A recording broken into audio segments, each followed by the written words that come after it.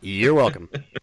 And by the way, to Waldo Stakes, your colleague, fuck you, you piece of shit. You should have been there with him. Are you able to open your Facebook right now? Or Messenger? Yeah. I just sent you a link, and I'm going to make Mad Mike an honorary recipient of this if Gord can get the link open for himself. The very first one we're handing out. What is this? Aaron Gord's world's greatest, smartest, smart dude. This is the word too.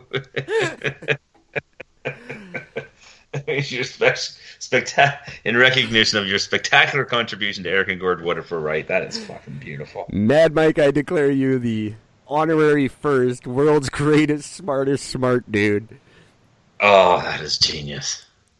Fuck you, you goddamn idiot. Oh, I'm so fucking happy you're dead. And I'm going to be handing out a lot of these this year. And let this be a lesson to the rest of you fucking morons out there that are flat earthers. Let this be a very solid lesson to you. This is what happens when you think you're smarter than science, okay? You're a fucking moron. You have the brain of a fucking stupid gnat. Die. Did it never cross anybody's mind, like, why there's only one organization in all of fucking North America that does this? Like, no, because they think that's the reason why it's fake, because that's how fucking retarded they are. It's not easy to build a rocket, kids. Don't try it. And if you do build one, that's fine. Go ahead, build all the rockets you want. Don't fucking try and fly them, you retards. Oh, God. Like I said, personally, I'm celebrating douchebag's fucking death. Absolutely. Mad Mike Hughes, enjoy death, you fuck. Enjoy hell, because if there is one, we all know you're heading there really fast because you ain't got no fucking parachute. Well, like I say, I feel bad for the guy's family, but it's a step in the right direction. I don't feel bad for his family because I bet you they're celebrating. It's the old lawyer joke. I just turned it into a flat earther joke. Like, you know, yes, you did. What do you call one flat earther who crashed his homemade rocket? A good start. Yep, that is exactly right. But I'm putting you in our award books, and you are forever going to be known as Awesome Mike. Like, this is the type of guy that literally is going to win every Darwinian award that's on the fucking planet right now. And Awesome Mike's family, if you get in touch with us, Eric at ericandgord.world, you get a keychain or a pen. I don't know which yet. You know what? I'm gonna find them a pen from the cemetery and I'm gonna send it to them. Oh, that'd be nice too. That's how much of a dick I am. In case you guys haven't got the gist, we are kicking off Season 3 in March with all kinds of new merchandise for you guys. Because Eric and Gord looks cool on shit, and I'm broke, and I want you to buy stuff from me. Support us so we can support you. That's what we want. Exactly. That was really all I wanted to talk about. You want to do some pipeline stuff, or we could do some Trudeau stuff, or whatever you got. So I'm scared to talk about the pipeline stuff. It seems to be bringing up a level of rage and anger in me that I'm not sure I'm quite ready to tap into. Yeah, I could see that. It's so unrelentlessly frustrating that a whole bunch of fucking morons are taking over the country that have no idea, A, what they're talking about, B, what the fuck they're even doing, and C, the fact that the leader of this piece of shit nation we call a country right now is actually doing nothing to stop any of it. And I cannot even talk about it right now because I'm so frustrated. Well, I'm looking at a copy of so you guys know, it is the weekend edition of the Okanagan newspaper I get here. Mm-hmm. And it says Trudeau has said, I haven't really had a chance to vet this story yet, but this particular, the Okanagan Sun, I believe it is, says that Trudeau says his patience is running out. Oh, fuck him and his diaper-wearing fucking asshole. He ain't doing anything. We already know he's not going to do anything. He doesn't have the balls for it. My mother, who does not support the podcast and doesn't think it's a good idea, brought me this article because it's a very good article about what's going on with the wetsuit First Nation up there and the pipeline that's being protested. So she brought this article to our attention to be on the podcast tonight. Thank you very much, Mom. You will never listen, so you won't hear me thanking you for this, but it's cool. Thanks. Yeah, I don't know. See, this whole argument about the Indigenous leaders, it's not the Indigenous leaders it's the hereditary chiefs that are blocking this thing, and they're hereditary chiefs in the way that I'm a fucking reverend. They're doing it just for money.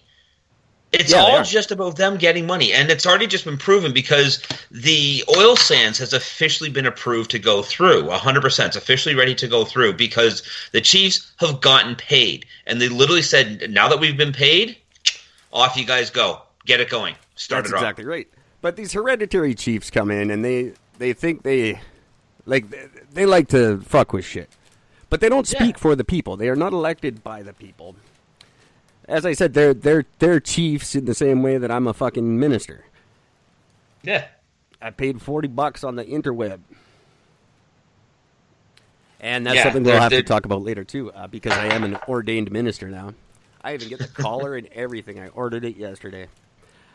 So if you guys need a wedding officiated, Eric and Gord can do that for you now. Eric, I can hand stuff this stuff, but he has to actually do the officiating. I'll tell you what we'll do. You get me and Gord to bullet. officiate at your wedding, and then we will pass on the story to Roger, and we'll make a movie about all of us. Eric? Yes, sir. We need to get official Eric and Gord bullets. Eatable ones. I think that we need to get these so that people can actually they can eat a bullet and actually eat a safe one. How would that work? I wonder how hard that is to get. Bullet-shaped gum? Can't be that difficult. Oh, I wonder where you get gum made. At a gum maker. That is a fantastic... I'm writing that shit down. I'll find it tonight. There we go. I bet you there's a local... Hey! Local candy makers or candy stores or anyone who knows how to make gum, get in touch. Eric at ericandgord.world. This could be a world-class idea right here. I fully agree. This is why I come up with stuff. Eat a bullet gum and gum shaped like my dick. Eat a dick.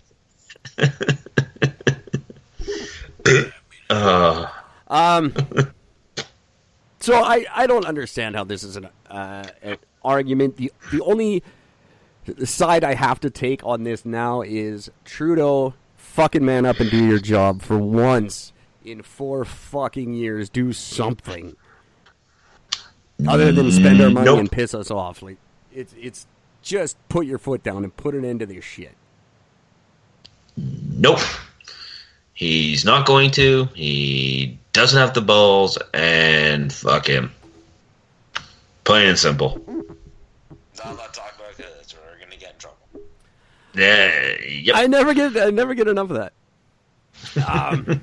I still can't believe I'm the one who said that. Me of all people. I don't think it was on the air. I think it was in one of our conversations that I told you I delete. That you clearly saved. No, I do delete some of them most of the time. Great. What else do I have? Now, hang on. I don't know if you know about this. Now, everybody knows the experiments that have been going on for quite a while now of the put a McDonald's burger and fries and just leave it sitting out and see how long it takes for it to never mold. Oh no, I've heard a couple of different experiments similar though. Yeah, well, there's been a bunch of them, and Burger King has officially jumped on this sort of bandwagon, and what they've done is they've actually taken their signature Whopper in a new ad campaign that actually shows that they promote efforts to eliminate artificial preservatives and other additives from the company's menu, and they actually show one of their burgers molding. So it's done as like a time lapse. Really? And it actually molds. There's a bunch of candles burning in the background. You watch the candles burn down. And how long? What was the time frame? How long did it take for it to mold? Oh, if you give me just a moment. So my computer is extremely painfully slow right now, but give me a second. I meant to have this thing already up and running, but come on, douchebag. This is exciting. I have no idea. There it goes. Look at the Whopper gimmicks through the... No, that's not what I'm looking for. Alright, play. So this is their new one. So, shot over the course of 34 days. 34 days? Mm-hmm. I would prefer if my food molded faster than that, to be honest. Well, keep in mind, that's not for it to sprout mold. That's for it to turn into complete and total mold. That's fully consumed. You don't see burger, you see mold. 34 days. And it starts to mold much sooner. And at what point does it lose its flavor? I think that's day 33. Day 35. Well, technically, it would actually be a lot sooner than that because the mold would add its own flavor. That is very true. So I guess it'd be day 1. Mold is terrible. There's this place in Vancouver. I go for a muffin every morning. I used to go for a muffin. Even in my lowest of low times, I'd pull out a $1.35 and go get a muffin. And, just this nice old, like, Indian couple that ran the place. And they just bought the muffins at, like, Superstore or something. But they... one day I had one. It was like a banana chocolate chip. I was so stoked. I bit into it, and it was just pure mold. And I didn't look. And I was like, ah! It wasn't the old couple's fault, but it ruined muffins for me for a long, long time. That's my muffin story. The thing I've never understood is I can buy cheese that's got mold in it. Yes, science! Yeah, well, yeah. And that's fine. Well, that's like the whole yogurt thing. I don't understand. It's like bacteria and shit. But like yogurt actually is a bacteria. But I don't know. Like mold confuses me because think about it, the first time mold was discovered was a guy who ate it accidentally and got healthy. So two things I know about mold are one, nothing, and two, the mold on rye bread contains LSD, or used to. They no longer make rye bread the way they did back in the good old days. But the mold that formed on rye bread was chemically very similar to LSD. Really? There is a theory that is why people thought Jesus could do miracles. Because they were all high moldy as fuck. Yes, science! That's perfect. That's an actual honest-to-God theory. I don't know that that's true, but I guess scientists figured it out, and then they made them take out whatever ingredient it was that made the mold do that. So don't go running around buying a bunch of rye bread tonight. It's not going to work. I've tried. And just in case people don't know, for those that don't know, if you've ever done copious amounts of acid through your life, acid flashbacks are real, just so you know. And I didn't do nearly enough to ever have something like that. I've had my fair share, and I've had them up until somewhat recently. They still hit me every once in a while. I will still have one. I've clearly done way more than the average person. But yeah, no, that stuff is real. It's very strange. It's just all of a sudden you're back to what it was going on at the time, and you're sort of reliving the experience. So depending on if you had a good or bad experience, you know, that sort of what sort of